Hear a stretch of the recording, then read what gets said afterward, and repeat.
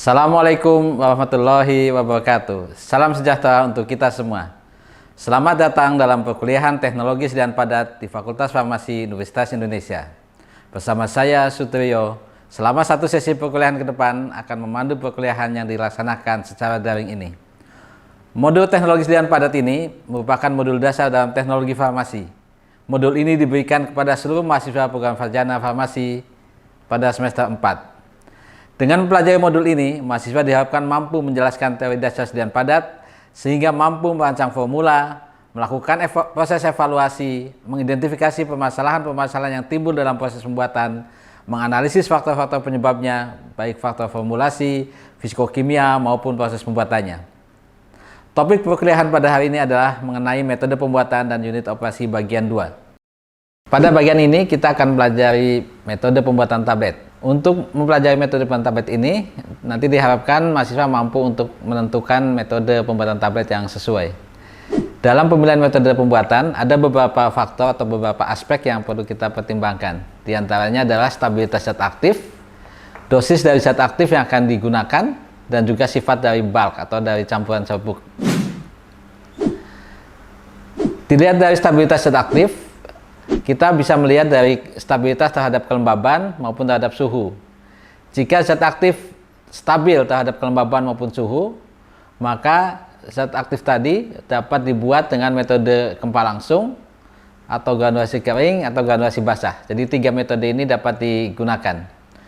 Sedangkan jika zat aktifnya tidak stabil, baik terhadap kelembaban atau terhadap suhu, atau mungkin terhadap dua-duanya, maka metode kempa langsung dan granulasi kering menjadi pilihan. Sedangkan metode granulasi basah harus dipertimbangkan lebih dalam lagi, sejauh mana ketidakstabilan zat aktif tadi terhadap kelembaban dan suhu. Dilihat dari pertimbangan dosis, kita mengenal zat aktif ada yang dosis rendah dan juga ada yang dosis tinggi. Kita menggunakan batasan pada uji keseragaman kandungan, ya. Zat aktif dengan dosis tinggi yang lebih dari 250 mg dan yang dosis rendah kurang dari 25 mg.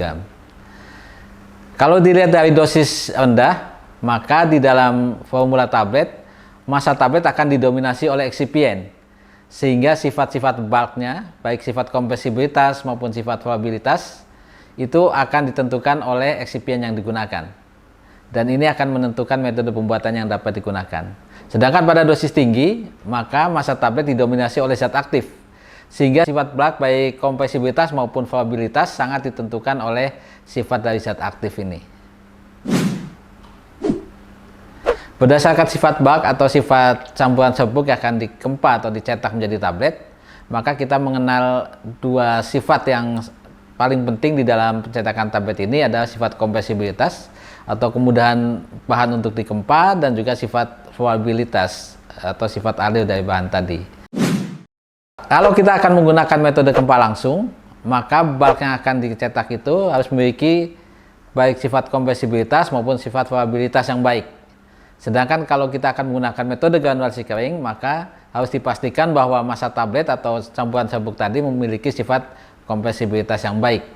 Sedangkan sifat probabilitasnya nanti akan ditingkatkan pada proses granulasi.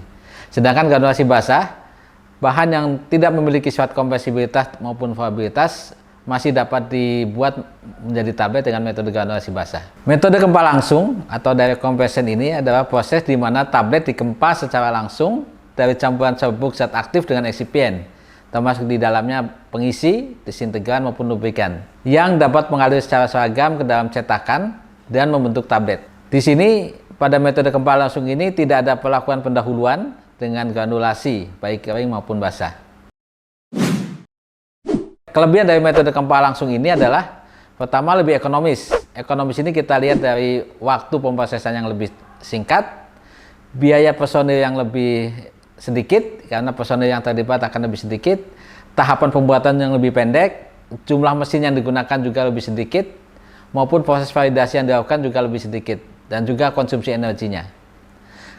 Pada metode kempa langsung ini juga tidak melibatkan kelembaban dan juga panas, seperti pada granulasi basah maupun tekanan tinggi pada granulasi kering. Kemudian yang ketiga adalah disintegrasi tablet atau waktu hancur tablet biasanya lebih optimal pada metode kempa langsung. Yang keempat adalah lebih sedikit permasalahan stabilitas kimia, karena tadi tidak berinteraksi dengan kelembaban maupun suhu. Kemudian dapat diaplikasikan pada saat aktif kristalin, dosis besar yang sensitif terhadap lembab. Jumlah eksipien yang terbatas sehingga menyebabkan bioavailabilitas yang lebih optimal. Interaksi antara eksipien dengan zat aktif menjadi lebih sedikit. Kekurangan dari metode Kempa langsung ini adalah bahan yang digunakan harus memiliki sifat yang dapat dikempa langsung, yaitu tadi sifat kompresibilitas dan flowabilitas.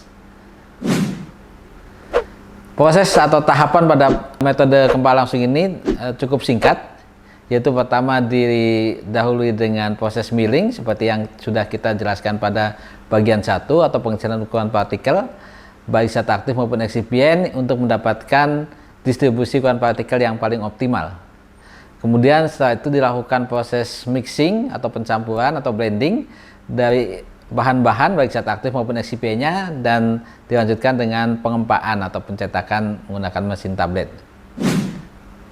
Ini adalah alur proses pembuatan menggunakan metode Kempa langsung. Jadi dari bulk ada milling, ada mixing, ada compression, kemudian ada evaluasi atau ada QC. Di tengah-tengah nanti ada in process control pada beberapa tahapan. Untuk metode granulasi kering, ini adalah proses di mana penyiapan tablet dari massa tablet atau campuran serbuk tanpa pencampuran dengan larutan pengikat atau dengan melibatkan kelembaban.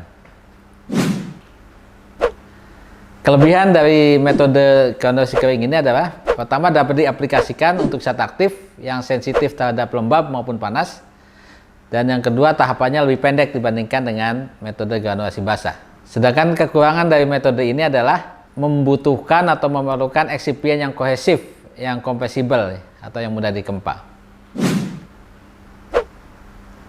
Tahapan proses pada granulasi kering adalah pertama dilakukan proses milling atau pengecilan ukuran partikel dari zat aktif dengan eksipien untuk mendapatkan distribusi ukuran yang optimal.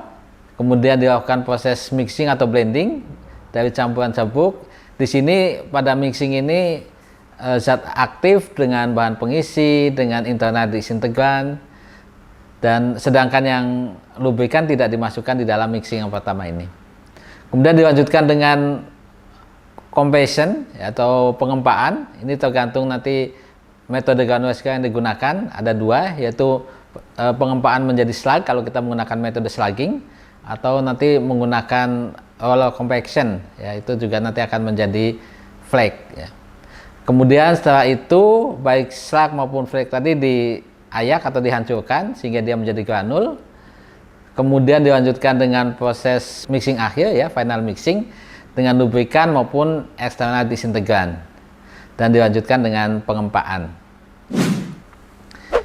Ini adalah gambar alur proses untuk metode granulasi kering, bisa dilihat di sini.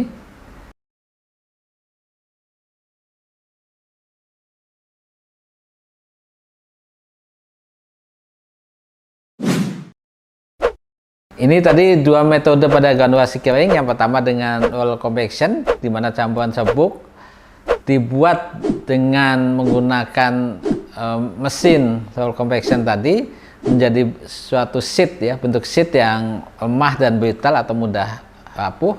Kemudian dia akan dikecilkan menjadi flake dan diayak lagi atau dihancurkan menjadi granul.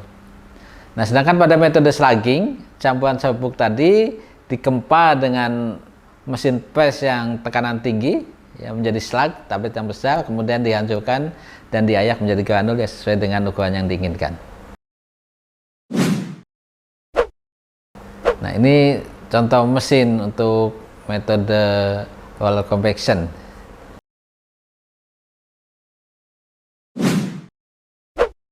Untuk metode granulasi basah, ini adalah proses pembuatan tablet di mana massa basah dari campuran serbuk dengan cairan pengikat diikuti dengan pengayakan basah. Jadi pada pencampuran serbuk dengan larutan pengikat membentuk massa basah, kemudian dilakukan pengayakan. Kelebihan dari metode granulasi basah ini adalah metode ini paling dapat diandalkan. Jadi seperti tadi dijelaskan di atas bahwa bahan-bahan yang tidak memiliki sifat kompresibilitas dan sifat flowabilitas yang baik pun masih dapat dibuat menjadi tablet dengan metode granulasi basah. Kemudian metode ini juga memiliki probabilitas yang tertinggi ya untuk memenuhi persyaratan membuat tablet yang baik. Kekurangan dari metode ini adalah pertama tentunya tadi perlu penyiapan granulasi yang seragam. Tahapannya cukup panjang ya. Ini membawa konsekuensi waktunya makin lama, tenaga yang dibutuhkan semakin banyak, mesin yang dibutuhkan juga semakin banyak karena prosesnya yang panjang. Kemudian kekurangannya juga tidak dapat digunakan untuk zat aktif yang sensitif terhadap lembab maupun terhadap panas. Tahapan pada proses granulasi basah pertama diawali dengan proses milling dari zat aktif atau obat dengan eksipien tadi untuk mendapatkan distribusi koran yang optimal. Dilakukan proses blending atau mixing dari campuran serbuk tadi tanpa bahan lubrikan maupun eksternal disinfektan. Kemudian kita lakukan penyiapan pembuatan larutan pengikat. Dilanjutkan dengan campuran serbuk tadi dengan larutan pengikat membentuk massa basah. Ini prosesnya disebut juga dengan kneading. Kneading ini juga merupakan proses yang kritis pada granulasi basah karena jumlah larutan pengikat sangat menentukan kualitas dari granul yang dihasilkan. Kemudian dilakukan proses pengayakan terhadap massa basah tadi. Ayakannya nanti akan disesuaikan antara 6-12 mesh. Kemudian dilakukan proses pengeringan. Jadi granul basah yang sudah diayak dikeringkan. Ini pengeringannya bisa menggunakan yang statis, oven, atau juga yang dinamis menggunakan fluidized bed. Kemudian dilakukan proses pengayakan kembali menjadi granul kering menggunakan ayakan antara 12-20 mesh. Ini disesuaikan dengan diameter tablet yang akan dibuat. Kemudian dilanjutkan dengan final mixing antara serbuk tadi atau granul tadi yang dihasilkan dengan lubrikan dan eksternal disinfektan, dan terakhir dengan pengempaan. Ini tahapan pembentukan massa basah tadi pada proses kneading. Ini yang tadi menentukan kualitas dari granul.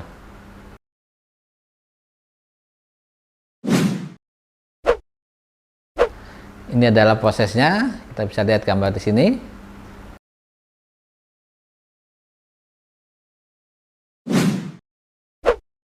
Ini ayakan, diameter ayakan yang digunakan sesuai dengan diameter tablet yang akan dibuat.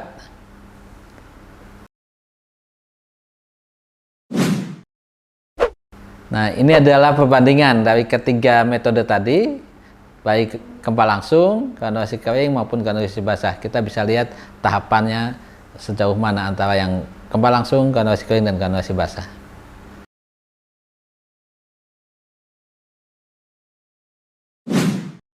Setelah mengikuti topik hari ini, mahasiswa diharapkan mampu menentukan dan menyusun metode pembuatan sediaan tablet.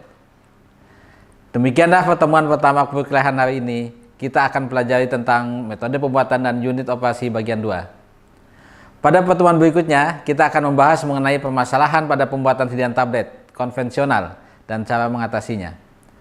Terima kasih atas perhatian selama mengikuti perkuliahan sesi ini. Sampai bertemu lagi di sesi berikutnya. Salam sejahtera untuk kita semua.